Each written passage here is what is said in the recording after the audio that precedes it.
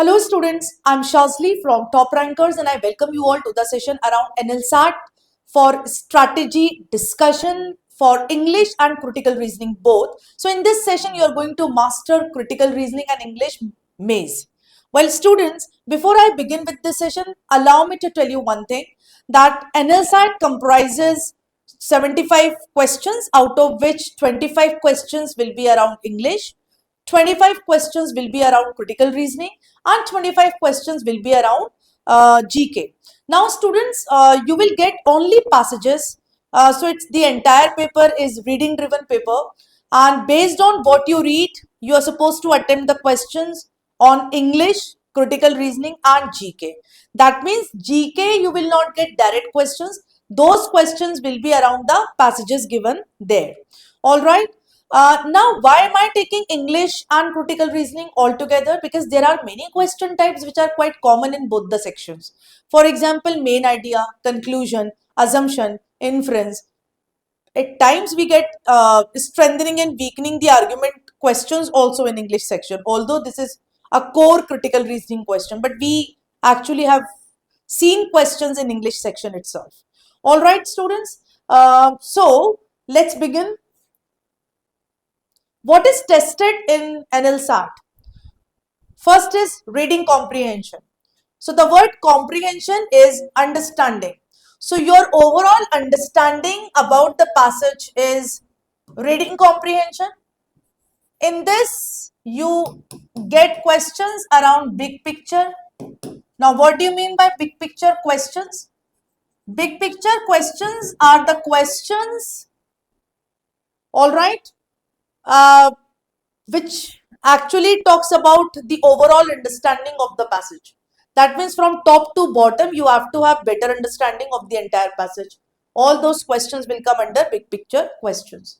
Second is inference. Inference is implied, something which is hidden, something which is indirectly stated in the passage. So what logically follows from the passage will be your inference. Tone and attitude. So actually if you read the passage analytically, all right, if you analyze it properly, you get to know what is the tone of the passage. There are approximately 220 tones which can come, like for example, condescending tone, all right, sardonic tone, turgid. So you probably don't even know the meaning of these words. So try to get acquainted with these difficult words around the tone. All right. Now next is vocabulary in context. That means in context to the passage, what is the meaning of a particular word. Now logical relationships, cause and effect, comparisons, assumptions. So this will come in both English as well as CR. Paragraph structure, like flow of the idea. That means para completion or logical organization of the entire passage. All those questions will come under critical reasoning. And then we get critical reading related questions. That means evaluate the argument. Evaluate the argument. When you evaluate, so you actually know, you come to know like which statement may strengthens author's argument and which statement may weakens author's argument. Got it, students? Now, expect the passages which are around 500 words, usually the passage of approximately 500 to 700 words. Academic or editorial in style, we get the passages drawn from the subject like law, politics, philosophy, economics, science, sociology, public policy, ethics. I think I forgot mentioning about literature as well, but we may get passages around literature as well. All right, these are the important genres which around which you get the passages in NLSAT. Now, what is not heavily tested, students? Usually you don't get direct questions around grammar or vocabulary. You don't get questions around idioms and phrases. Fill in the blank kind of questions. All right. So this is something you need to understand. So unlike many other law entrance examination, NLSAT generally places much less emphasis on error spotting, which is core grammar question. Fill in the blanks can be a part of grammar and vocabulary both. Idioms, vocab, synonyms, antonym, again vocabulary direct question. Standalone grammar drills, Grammar and vocabulary are typically assessed within the context of the passage itself. Normally, you don't happen to see grammar questions on and off, but yes, at times, I mean, possibilities are high that you get the questions around vocabulary in context. Uh, a good strategy framework, students. So let's go ahead with this. I have designed this for you, students. You have to have a proper strategy framework like RC Radar. How to approach long passages, inference instinct, that means you need to understand implied meaning. You actually need to work on how to approach long passage, how to master implied meanings, how to identify the author's tone, the main idea, finding the central idea, vocabulary without memorization, that means contextual vocabulary. For contextual vocabulary, I am going to share each and every framework for all these points. Now, trap detector, like eliminate the close answer choices. Speed with sense, that means read efficiently without losing accuracy. Passage autopsy, that means post mock analysis for RC mistakes. So if you take your mock analysis seriously, you actually can rectify the errors. All right, so that is how this mock analysis plays an important role. Now, first is how to approach long passages. Whenever you happen to see lengthy passage, write down the keywords para 1, para 2, para 3, para 4, like this. Para 3, para 4. This is what we call note making technique. So in note making technique, I really don't expect any of you to write down the complete points. You just need to write down the keywords around those, like the main ideas. Whatever the ideas are discussed there in the passage, you can just simply write down the keywords for the same. One keyword depicting one main idea. Second keyword may depict the second important idea, like this. So just write down if the passage is lengthy, if the passage is short, you can write down 5 keywords. If the passage is lengthy, then you can write up to 10 keywords. At max 10 keywords from the passage, and para specific keywords like P1, P2, P3, like this. Write down the keywords. All right. So just the keyword, students. How do you master implied meaning? You need to check whether it is directly stated in the passage or that's something we indirectly get to know in the passage. So please ask yourself this question. Identify the author's attitude. Generally, when we talk about tone related questions, students, so please focus more on adjectives and adverbs and of course verbs used in the passage itself. What is the main idea? When you follow this technique, para 1, 2, 3, 4, you get to know the main idea of the passage. So this becomes easy for you to attempt.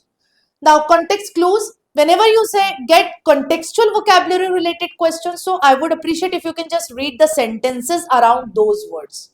Suppose if one word is there, you have to read the sentences before that word and after that word in order to have better understanding. Now, trap detector, that means you need to follow proper process of elimination technique. Now, for process of elimination, we have got some pointers which we will be discussing in the classes as well, and I can make a separate video on process of elimination. I'll just give a hint here, like anything which is contradictory, anything which is extreme, anything which is partially true but not the complete one. All right, all those pointers will help you eliminate the incorrect answer choices. Now, speed with sense, reading efficiently without losing accuracy. So that's possible only when you have prior knowledge of the passages. So in order to have prior knowledge, I would appreciate if you can read genre specifically.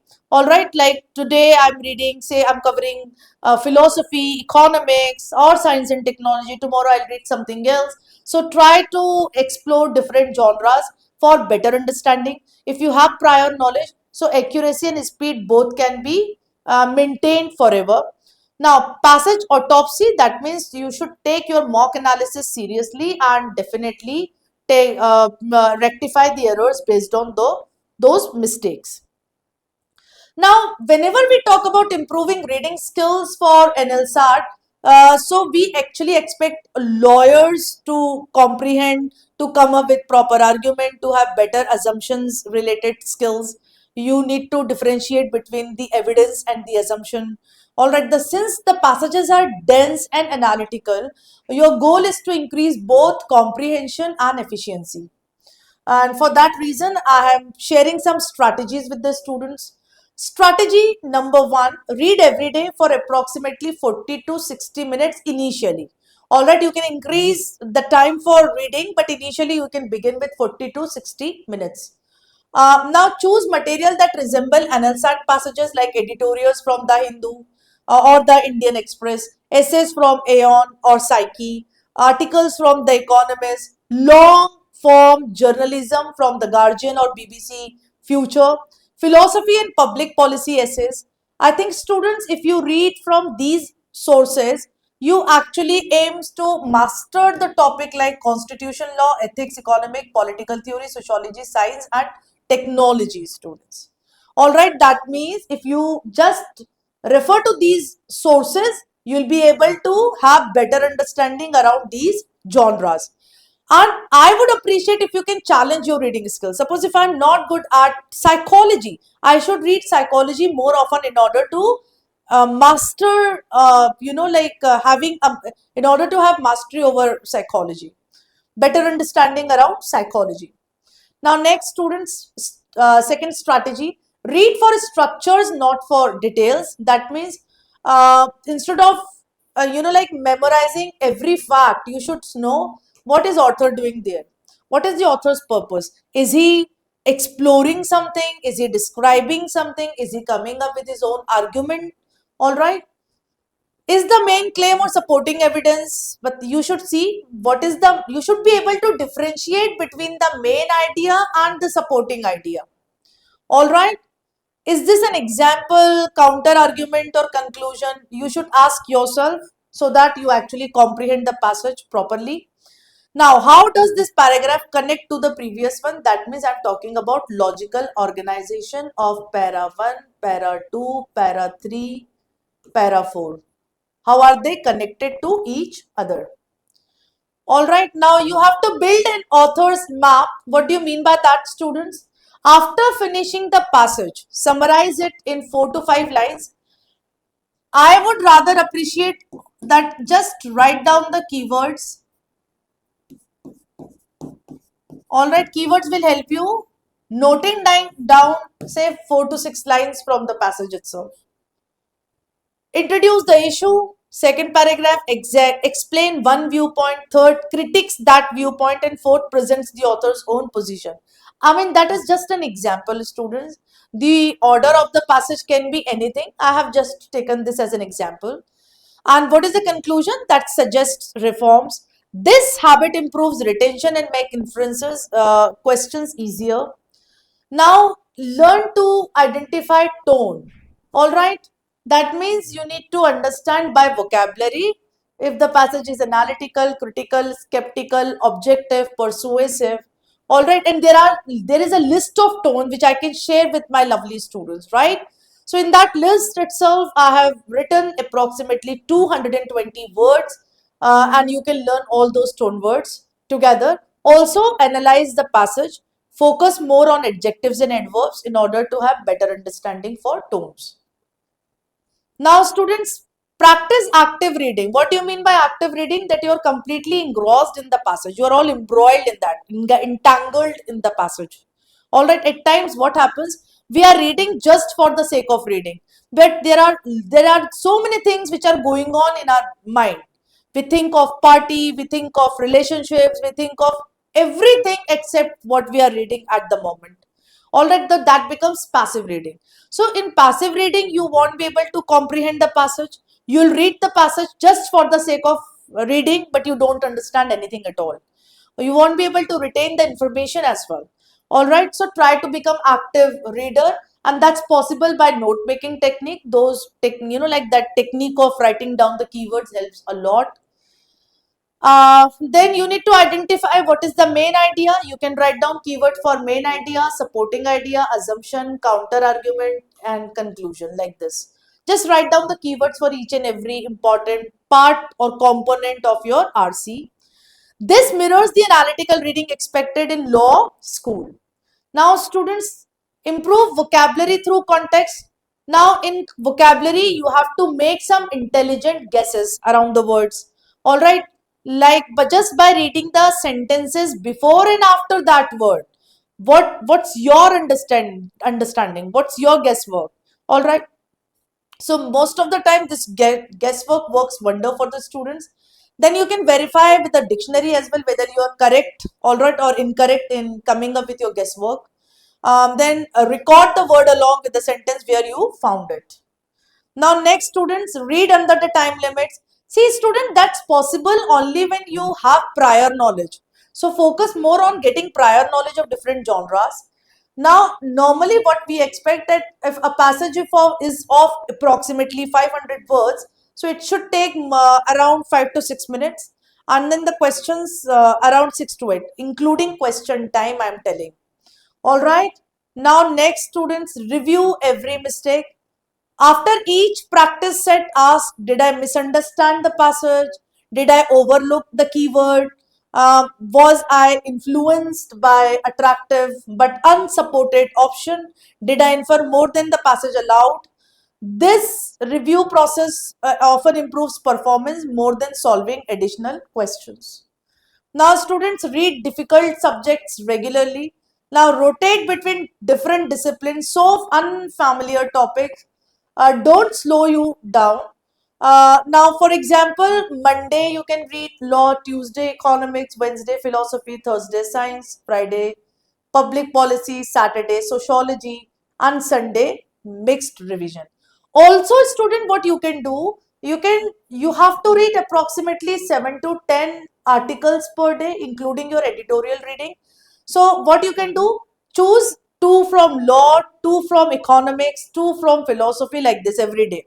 So that ways you are reading with a versatile topic, diversified topic. You become versatile reader that ways. All right, either this plan or read passages or articles of different genres every day. Both work wonder. Now next, students, use the predict before you look technique. That means if instead of looking for the option, you should know what should be the ideal answer to the question. And then when you find a similar kind of option, that should be your correct answer choice in the passage, in the question itself. All right, so you can make compare, you can actually compare your prediction with the choices.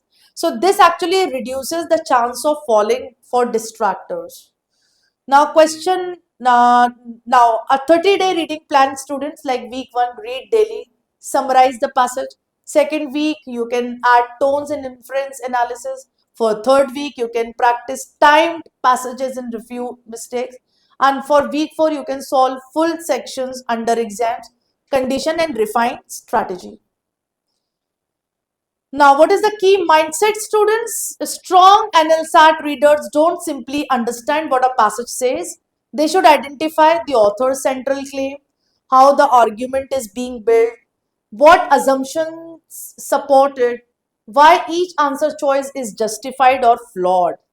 So, developing this analytical reading habit is one of the highest impact ways to improve your English score for NLSAT.